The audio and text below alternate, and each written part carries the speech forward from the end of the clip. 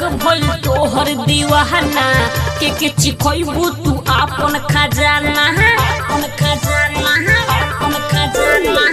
केतना लोग भइल तोहर दीवाना के चिखइबू तू आपन खजाना अब करत सब लोग अति हे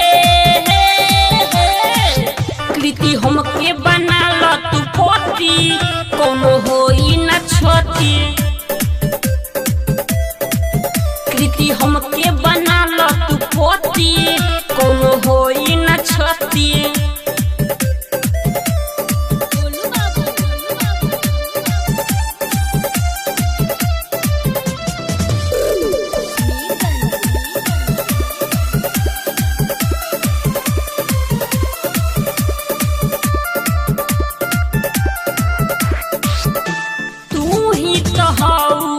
हमारे जान हो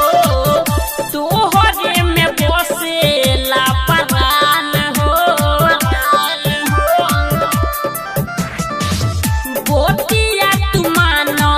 हेने आवो हो दिलवा के लाला सा पुरावो हो